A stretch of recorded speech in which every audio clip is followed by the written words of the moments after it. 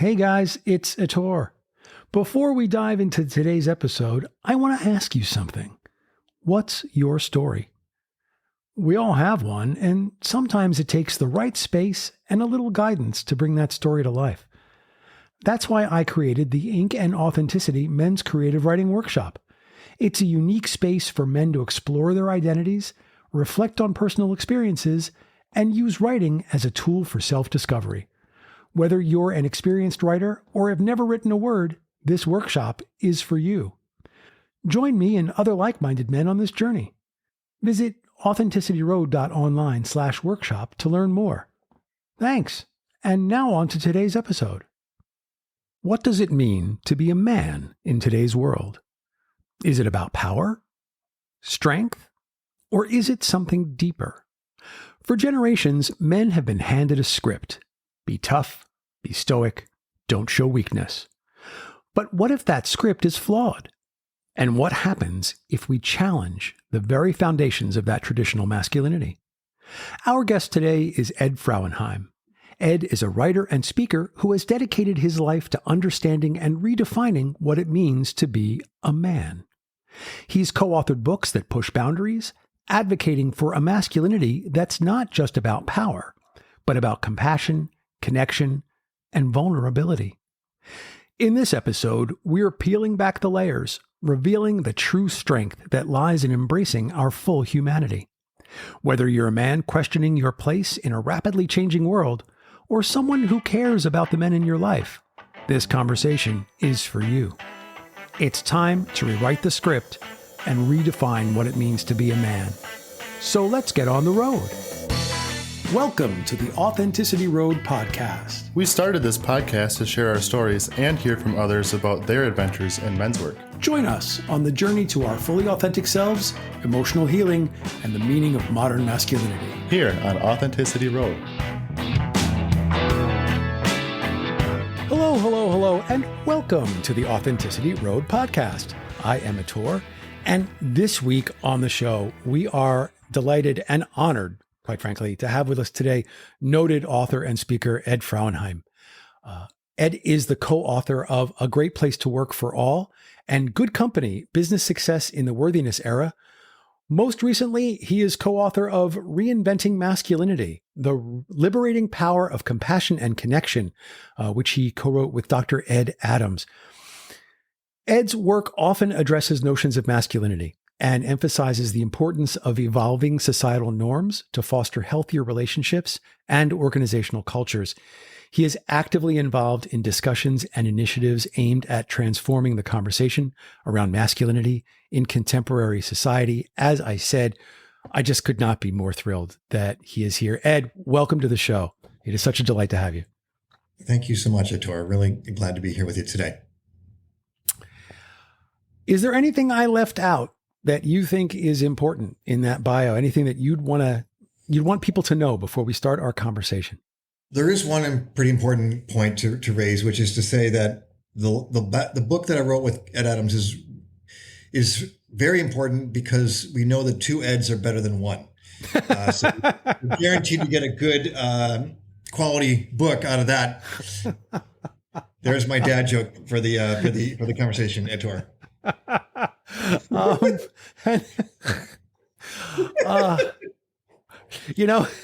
So here's, in all honesty, like in full transparency, when I saw that it was you and Ed, I'm like, okay, so there's something, I'm going to make something like, Dr. Ed and Ed, and I was coming up with nothing. So Thank you for that, because you actually have something at the ready. That being said, could you talk a little bit about the most recent book? What's behind Reinventing Masculinity? Reasons that are personal, professional, and public, Ettore. And you'll find that I am a lover of alliteration. You'll probably get sick of my alliteration by the end of the conversation here. But on the personal front, Ettore, I struggled to be a guy. I was the kid who was on the edge of the cool kids and the non-cool kids, the jocks and the non-jocks. I lost my one fist fight in 6th grade. I grew up kind of skinny, not with that like super athletic body, but I also played sports. I was really emotional, at least sensitive. I was a sensitive guy, kid and young man. And so a lot of these expectations to be kind of tough and stoic, to be a winner, these were really hard things for me to succeed in, and often felt like a failure, a loser as a man.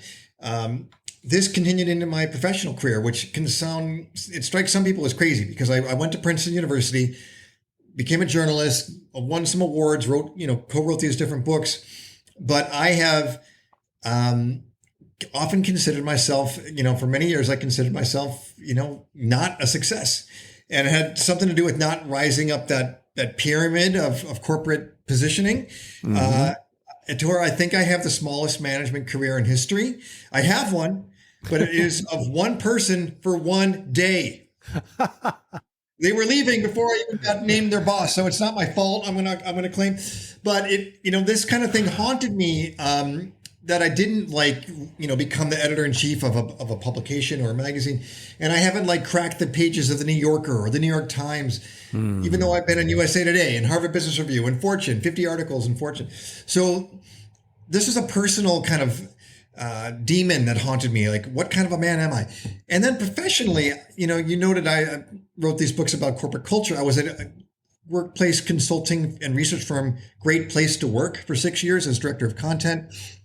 Great Place to Work, if folks don't know it, it's the employee survey firm behind the Fortune 100 Best Companies to Work For list that comes out every year.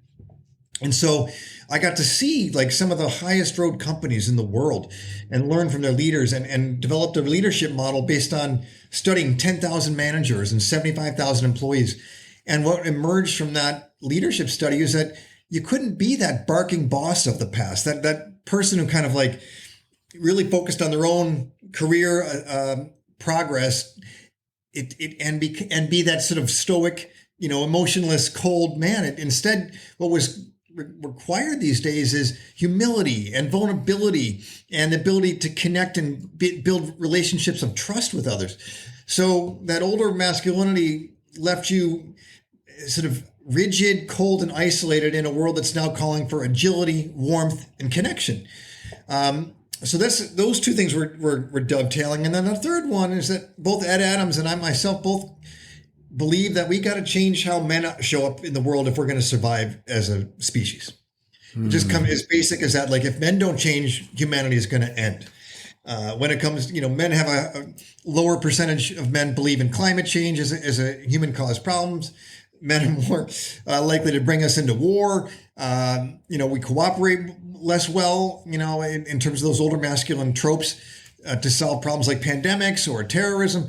So, those three P's kind of came together: personal, professional, and public, to say let's take a hard look at masculinity and how it can evolve, how it should evolve, and how it really is evolving in this moment. There's a lot to unpack there. The first thing that I want to go to is you said something that just pierced me like a knife. As you started to look at yourself and your career, you said, what kind of man am I? Yeah. And how many men define themselves by their career? And when their career isn't going the way they wanted to, say, what kind of man am I? That just hurts. I mean, that was really like a piercing knife to my chest. And that yardstick of success is so hard to meet at Toro, because very few positions in America are at that vice president and above, Right. Because our pyramids get very narrow at the top, and we've set our society up to be a very competitive one, what I would call a hyper masculine system, where we're pitting ourselves against each other. And I think we need to move from that pyramid to more pancakes, where titles and authority are not nearly as important, and it actually allows for better decision-making, quicker decision-making. And so a lot of guys probably ask that question, like you said, what kind of a man I am, and the answer is often pretty crappy by the standards we've been taught. And that's partly why men are struggling in a lot of ways. You may have talked about Richard Reeves' book on your show, A Tour of Men and Boys, and how men are struggling with loneliness, they're struggling with addiction, with high rates of suicide, growing rates of suicide, 4 times the suicide rate of women. And here's a statistic I just discovered that also speaks to the challenges of white men in particular. We're supposed to be the most powerful men out there, but most white men are not in power, in serious kinds of power. They may have, we have privileges for sure, but in the workplace setting, we're often, not in positions of authority. And white men make up 30% of the society, but 70% of the suicides in the US. It's striking that we're only starting now, I think, to have empathy for guys and realizing that this kind of patriarchal system hurts everybody, including men. Yeah. Yeah, absolutely. Oh my God, there's like 5 things in there I want to get to. I should have been jotting them down. So the first thing I want to address is, around white men specifically. And that is that, so here you have a group of people who were told their entire lives that they were just going to be handed the keys. And welcome to the era of Me Too and Black Lives Matter and diversity, equity, and inclusion. And they're finding out that the thing that they were promised is not on offer anymore. They're not just getting handed the keys. And so as someone said to me, it was actually a woman of color, there's nothing wrong in business with, being a white man in a position of power. What is wrong is being a mediocre white man in a position of power, right? We're not going to stand for that anymore. And so where guys used to just be able to, where white men used to be able to just sail through and say, you know what, I'm going to get this job. I'm going to sail through. I'm going to retire with the gold watch and everything's going to be beautiful. That world doesn't exist anymore. And they're losing their shit over it. Right. On the one hand, they're, like you said, the statistics are not pretty around suicides and around, depression and around alcoholism, and around domestic violence. And a lot of it, gosh, this is going to get me in trouble. I'm going to start saying things now that are going to get me in trouble. But, when you look at active shooters in active shooter situations, or you look at serial killers, they are by and large white men.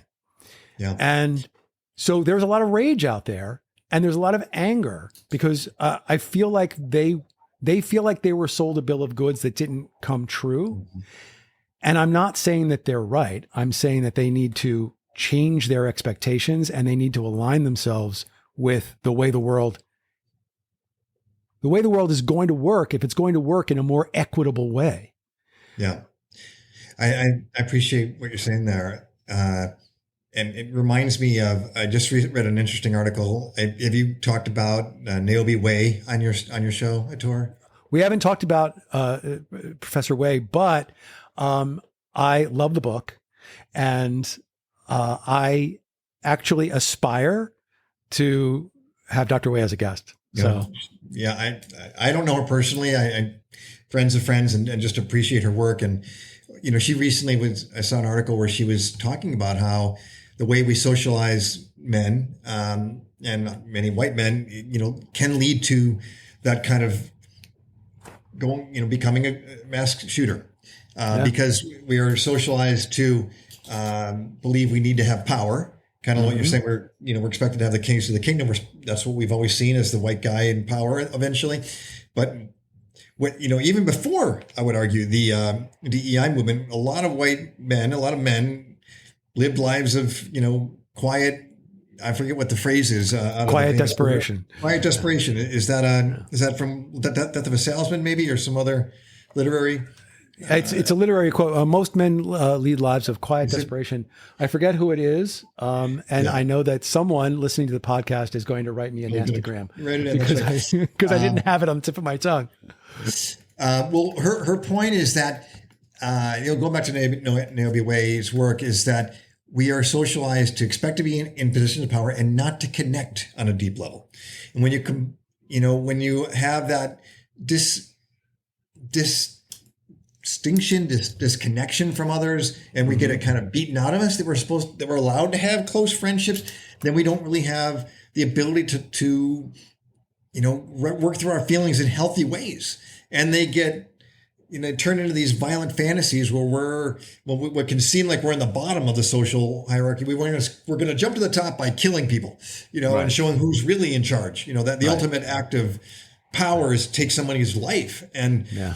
so this to me speaks to that unhealthy traditional masculinity, or the unhealthy elements of traditional masculinity, because there's noble things in there too, but what Ed Adams and I argue for is that the masculinity we've inherited, that's been around for several thousand years, it hasn't always been there. There's earlier masculinities that were part of the hunter-gatherer culture that we've forgotten about, really. Right. But over the last several thousand years, we've had this masculinity that is kind of falsely saw men as self-made men and isolated and independent, when really that's not the case. We are interconnected, and we should lean into our friendships. We know this science more than ever. The Surgeon General is calling on us to get past this loneliness epidemic and connect. So, we're kind of going all over the place. But I think to your point about white men being sold to goods, and then now they're in a different era, I agree. And this is it's an opportunity though for us. These are new pressures on us, and I think there are new possibilities to be more fully human, to have deeper richness in our lives, as well as greater money level richness, literal and figurative richness, because if we can get with the faster, flatter, fairer world that's unfolding, the more fully human world. These are 4 F's that I throw around sometimes at Tor.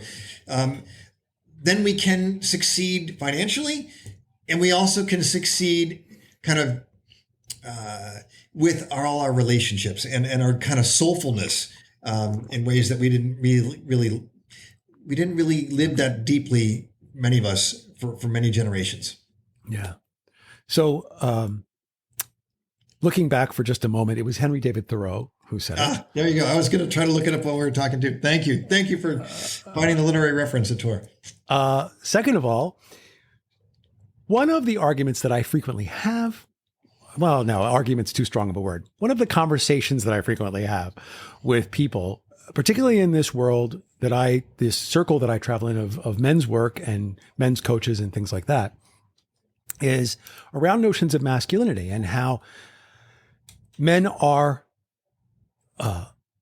sort of have this desire to be a good man, or to search for what it means to be a good man, and these notions of masculinity. And my argument is, I don't believe in either masculinity or femininity. I believe in humanity. So when someone says to me, well, if I ask someone, what does a good man do? Like what to you is the definition of a good man? And they'll give me traits like, well, a good man is provides for his family, and a good man protects people, and a good man, does this, and a good man does that. And I'll always clap back with, well, how is that different than just being a good human? How is that a masculine trait more than a feminine trait? And folks are so heavily invested in that binary of what is a good woman, what is a good man, what is masculinity, what is femininity. And I just feel like, and you use the word humanity, and that's why this reminded me of the thing that I always say. If we would just focus on being good humans and stop worrying about these labels, things would just go so much better for us. I look at the crisis that men are in right now, not just white men, but all men. So all men are in crisis right now. The world is changing and they're having to adapt, as you pointed out. But we're also falling behind. We're not getting entrance to college at the rate that we used to. We are not doctors and lawyers and those prestige positions at the rate that we used to be. We are not vice presidents and CEOs at the rate that we used to be, although we are still top heavy in the corporate world. That's changing. And so if we don't start addressing our humanity, and if we don't stop looking at these labels, that crisis is just going to get deeper. And you mentioned Niobe Way, and you mentioned, and the reason I keep kind of talking around the book is because it's sitting right on my shelf, like right behind me. And I cannot for the life of me remember the title without going over and picking it up. Yeah. But the way that boys talk about their friends when they are young. The Secrets of Boys is one of her books. The Secrets of Boys, that's the one that I'm thinking of. Mm-hmm. The way that boys talk about their friendships when they are young, it's almost like the way adult men talk about their lovers and their love relationships. It's that deep. And it's that, invested with meaning. As we get older, we get taught to lose that. We get taught that there's something fundamentally disordered about being that close to our male friends. Women aren't taught that. Women just get closer as they get older. And this reminds me of, there was a show called The White Lotus. There was a TV show called The White Lotus. I don't know if you've ever heard of it or seen it. I saw that series. It was a series on HBO, I think, or Showtime. And one of the characters is talking about the difference between men and women.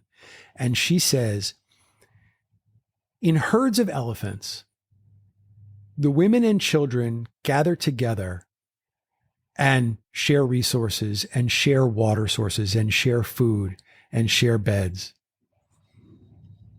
But the men, the male elephants, wander the planet alone. And that's the problem with human men. They're wandering the planet alone instead of being part of a community. And that's one of the things that we try and fight in the world of men's work, is we try and form communities of men. I realize I've been talking a lot and you're the expert. So I just want to toss this back over to you and get your thoughts on some of what I just said. Stay with us. We'll be right back. Hey guys, it's Ator again. Sorry to interrupt the show, but I want to tell you about something I'm really excited about. If you've been listening for a while, you know how important it is to take time for self-reflection and growth. That's exactly why I've created the Ink and Authenticity Men's Creative Writing Workshop. This is a 6-session online workshop designed specifically for men.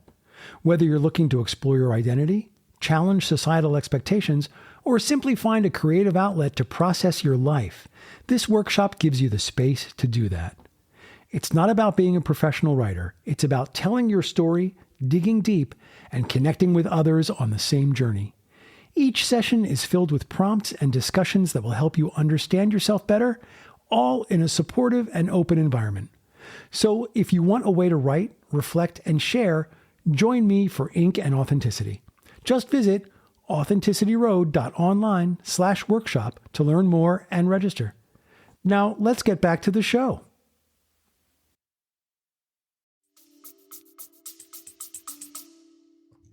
I agree with what you're saying, Ator. And by the way, it's Deep Secrets. I think I misnamed her book there. Deep Secrets, Boys, Friendships, and the Crisis of Connection, I believe. Crisis of Connection. And I think she has a more recent book out too.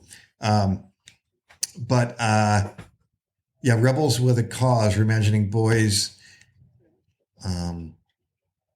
Ourselves, and clicking to make sure I get the whole title here. And Our Culture, Rebels with a Cause. So Deep Secrets was the one I was thinking of. That's the one I read. That's the one you read? Yeah. Okay. I think going to your point about this humanity versus masculinity terminology, I think you're on to the need to talk about a humanity and a shared humanity that goes across sexes, genders, and I think there is value in exploring how masculinity, at least as it's currently conceived, plays into that conversation, because the problem that we've found in our research is that a lot of men don't incorporate these human traits into their definition of what a man can be. Mm-hmm. So in other words, they don't think a man can be deeply compassionate in the sense of expressing compassion and empathy and self-compassion as a starting point or a key part of that compassion, not feeling our own hurts. Bell Hooks is among the authors that kind of describes it so well that we just basically like chop off our emotional life. And it's a painful act. And similar to what you were saying with Naomi Way saying, and we have to truncate those beautiful relationships that we have as younger boys, as we were forced into the masculinity of the last several thousand years. What Ed Adams and I have been talking about is folding these terms and these quick traits back into the masculine definition, or just say men can feel good about being compassionate and connected, and we can explore courage in some new territories that have long been human territories. For example, we've got these 5 C's, Tor. Maybe those came across, you saw those in some of our work, but curiosity, courage, compassion, connection, and commitment.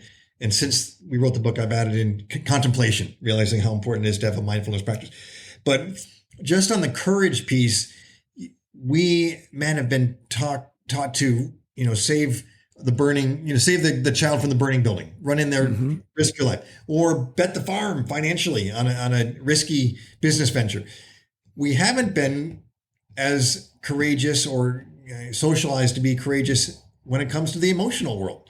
And to be vulnerable, to say I'm sad or say I'm afraid of something, when in fact you're supposed to be, you're called a wuss or worse if if you ever acknowledge fear, or when it comes to social courage, which is to say standing up to the bully or standing up to someone who's being sexist. Those kinds of courage are, they're not unheard of, but they're not nearly as manly as the first kinds. So we're saying, but human beings have that capacity. Women maybe have been our role models in that territory. So can we see these human traits as ones that men can embrace so that we can have this fuller life? Yeah. I want to address the book, Reinventing Masculinity. The subtitle is The Liberating Power of Compassion and Connection. And yes, I couldn't agree more. But I would love to hear your take on why is that liberating? Why is that a liberating power? It's liberating because it frees men to have a fuller experience as a human being. We have been basically in an emotional straitjacket for most of our lives as men, where we're told boys don't cry. That's ridiculous. Of course, boys do cry, and we're told not to cry. Even, men are constantly apologizing for crying throughout their lives. And so it is a stricture that is out of place. Yes, there are times when you have to, manage your emotions. We can't walk around in a puddle of tears all the time, but of course we are prevented from having such a range of emotional feeling, a range of emotional richness, if we can break out of that confined masculinity, that man box, as others like Mark Green talk about, the same kind of idea. So there's a freedom there with the emotionality part, which extends to having a better relationship with your spouse, a better, deeper relationship with your kids, your friends, when you can, and you really can't have a very deep relationship with anybody if you're not going to be a little vulnerable and say, what you're afraid of and or what you're excited about, that your hopes might get dashed, and to throw another author name into the mix, Brené Brown talks about courage and how it's vital to have vulnerability be part of a relationship if you're going to be succeeding as a leader, and that takes courage.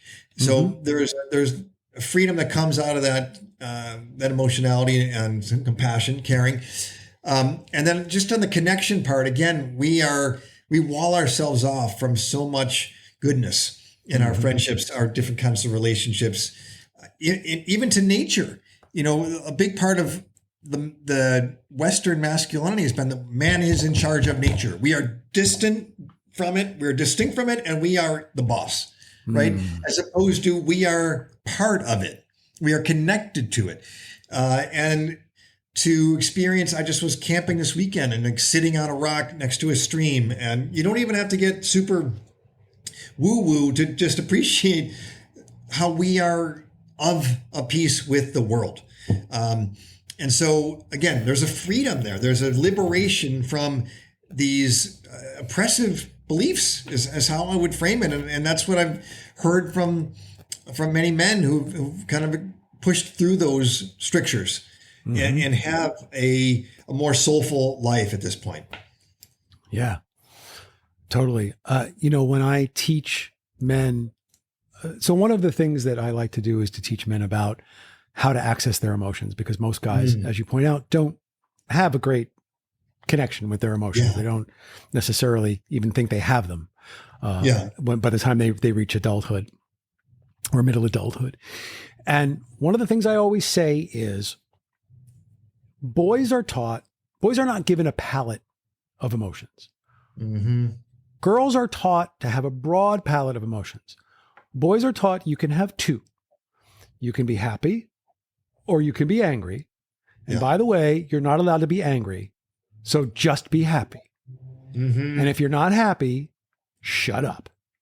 Right. And that's it. And that's all you get to do. And so you grow up with this notion of, or boys grow up with this notion of, I'm not allowed to feel. I don't have a broad palette of emotions. And one of the things that we always seek to do, either in teaching or in coaching, is to help men connect with that broad palette, to say, oh, wow, I really do experience sadness. I really am allowed to cry. I really am, allowed to feel joy. And it's not bragging if I say I'm feeling joyful. We have all of these rules about what men and boys can express. And it's killing us. It really is. Thank you for saying that. There's a little phrase that I have come up with or played around with, which is feel, heal, reveal. Let yourself experience what you're experiencing, and that is hard in its own way. And then that self-compassion part comes in of like, acknowledge that you're going to need to have a little TLC, whether it's from yourself or from somebody else. And we do heal when we're cared for, when we tend to each other. All this, neuroscience is showing, like, just to be getting the touch of a human, like a gentle stroking, activates all these positive, healing elements in the body. And then the reveal part is, it sort of passes it on, gives the next person permission, the next guy permission to do that. It's really, we need to take these steps. And that brings in that courage piece again. But feeling it, it's great, Tor, that you're getting right to the first step, I believe, is what do I feel? It's a question a lot of guys don't ask themselves because they haven't asked it for decades, say. Yeah. And when it comes to vulnerability, because you brought up vulnerability, so we have an equation we often talk about that, vulnerability times time equals connection. So the deeper my vulnerability with someone times the period of time that I am vulnerable with them equals the degree of connection that I have with that person. The more vulnerable I can be for the longest period of time, the deeper that relationship is going to be. And it plays out in truth in all of my relationships. When I approach from a position of vulnerability and say, this is who I am, this is what I feel, this is what I need. I get back love. I don't get back, what are you, a sissy? I don't get back, you shouldn't act that way. I get back connection. Guys are able to do this. Yeah. I love your story, Ettore, and kudos to you for being vulnerable like that. Ed Adams was part of the rollout of this new set of guidelines from the American Psychological Association for how to treat men and boys. And it got a lot of publicity at the time. This was like the late, 2019 or so. And it talked about how traditional masculinity, when rigidly adhered to, was not good for your health. Right. And one of the things that the report found that he was rolling out was that men tend to think that other men are more macho than they are. Because there's that mechanism of mocking those who are, pushing away from the traditional masculinity or willing to be a little more vulnerable. Someone often will, out of their own insecurity, probably like make fun of that person. But in that one-on-one setting, like you're saying, we'll often find that, you're going to get that positive response back, like you're just describing. And that's definitely true in my own friendships as well. I'm blessed to be part of a text chain with about 15 of my high school and middle school buddies.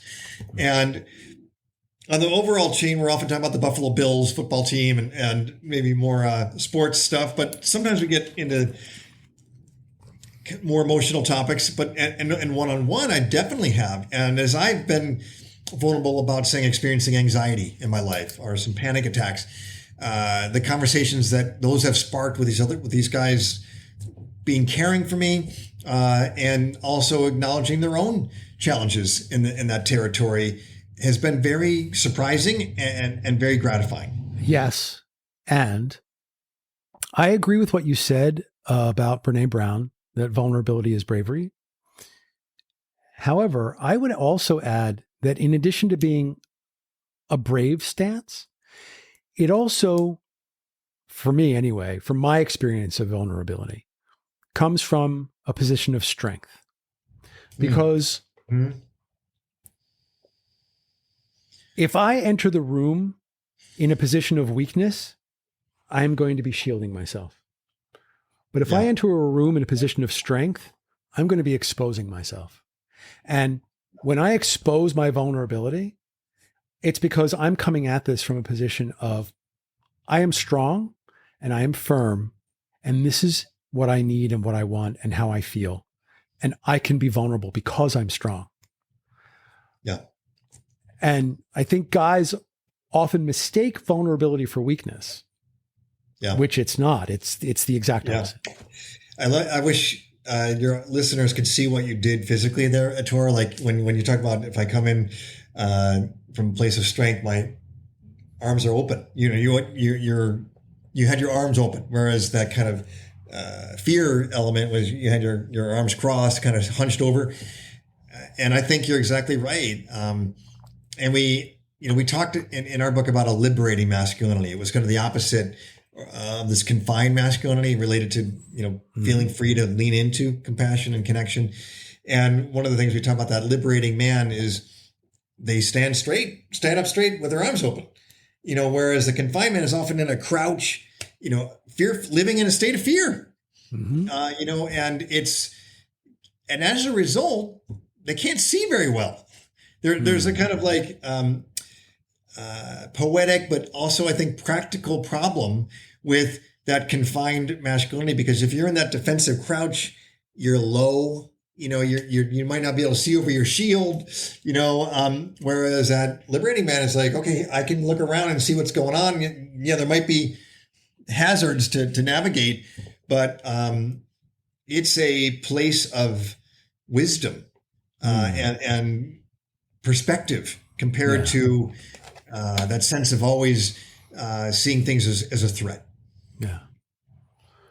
So for guys who are listening, who maybe have not gotten there yet, maybe are still in the process of finding their way or figuring things out, what are some of the things that you would tell men to do? What are some of the approaches that you would tell men to take so that they can reinvent their masculinity and so that they can help themselves get out of this crisis? A great practical question, Ettore. One of the things that we, I think is important and that we talk about in our book is that sense of asking questions, starting off with curiosity. That's the first of our C's. And questions like, are you living the life you want to live? And how well are those traditional expectations of you as a man serving you? Mm-hmm. Are they leading you to be the kind of spouse you want to be if you are married? Are they leading you to be kind of having the kind of romantic life that you'd like to have? To be the father you want to be if you've got kids? To have the kind of the way you want to show up professionally in the work setting or as a community member? So there's this, posing of questions is itself, a kind of a radical act as a man, because we're supposed to be know-it-alls. Right. We're supposed to know the answers already. And just to pose a question is to be vulnerable, to say, I don't know the answer yet. As opposed to say, oh, of course I know what I'm supposed to be. I'm supposed to be a tough guy and everything else. And so it's not entirely without, it takes some work. It takes some courage to ask these questions, but that'd be one of the first steps.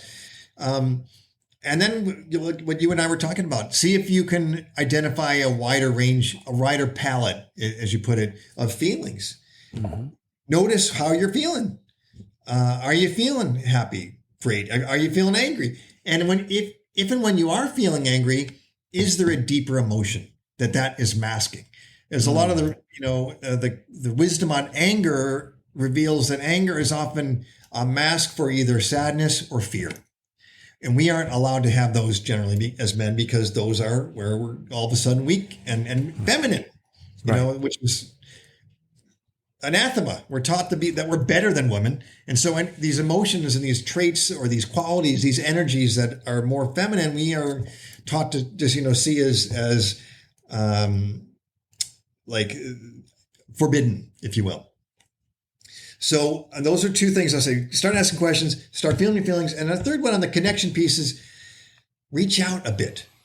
There's this wonderful concept of exposing yourself just 15% more than you might otherwise feel comfortable doing. That comes out of David Bradford and Carol Robin. They have a book called Connect. And David Bradford helped start or maybe was the only founder of the interpersonal dynamics class at Stanford Business School, and have talked about how to build these life affirming and career success accelerating relationships. So if we are willing to we don't have to bear everything when we're starting out trying to connect more with friends, build a friend, go back to some of your older friends, maybe even, but just say maybe, a little bit more than you would otherwise say. Like say, I actually had kind of a hard time this weekend. I was worried about my kid or my dad. Don't necessarily have to say everything that was going wrong, but just to give a little bit of a door opening to, your soul and see how that can lead to a richer relationship. Yeah. On that connection piece, we talk about the male isolation epidemic that's happening right now. Yeah. And it kind of, when you look at it your way, it kind of solves itself. You can't be isolated if you're making connections. So the cure for the isolation epidemic, the male isolation epidemic, is get out there and make some connections. Don't be isolated. And it sounds, I guess it's easier said than done for a lot of men.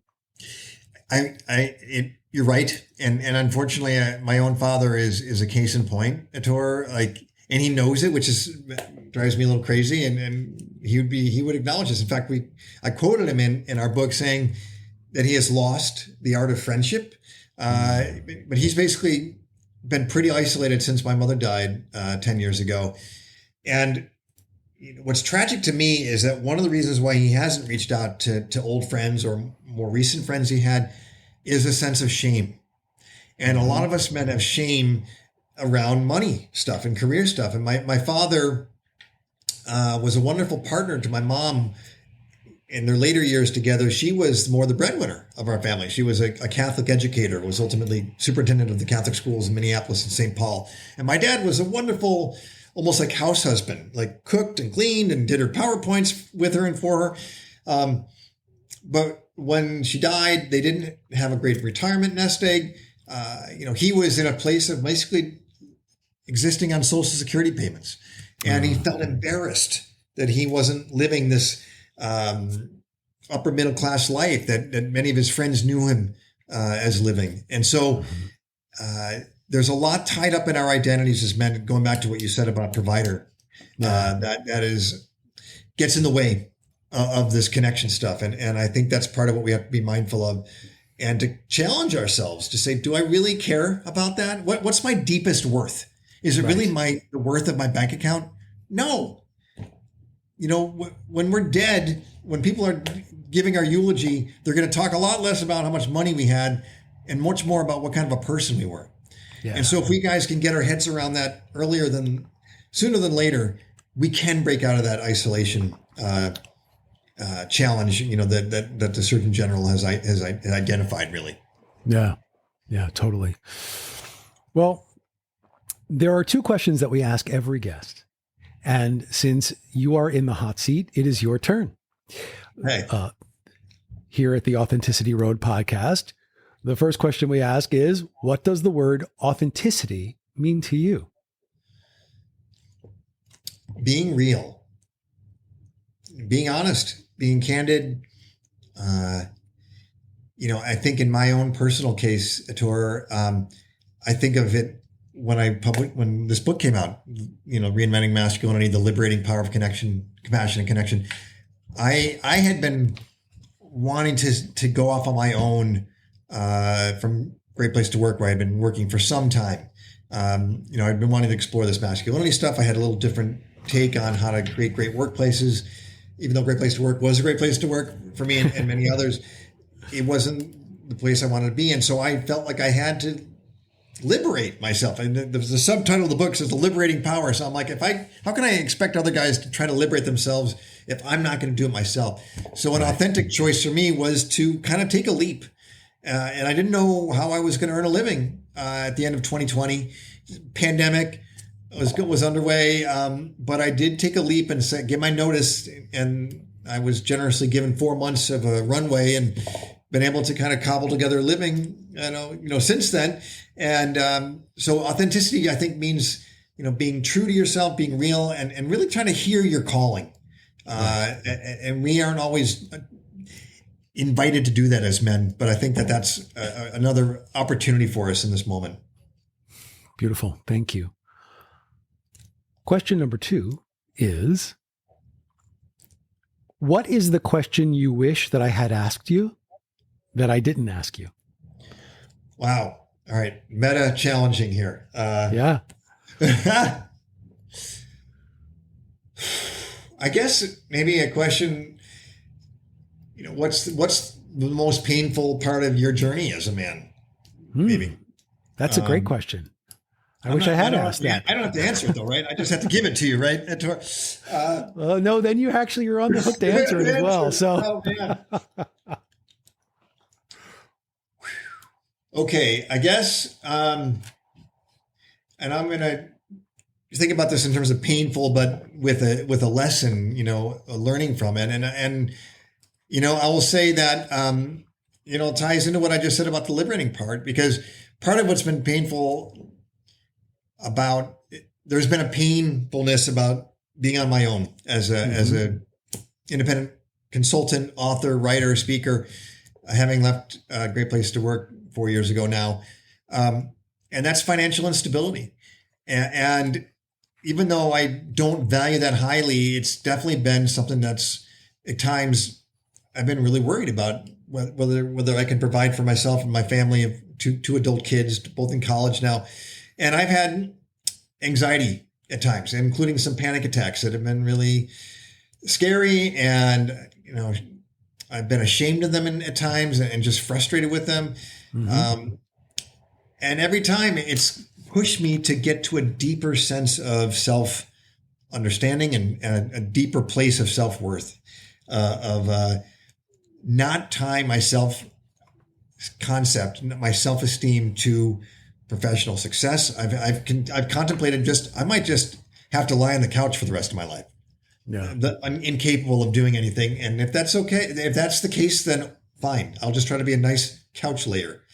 I'll try to be nice wife and kids or whoever else will stick around and get by on disability payments, say.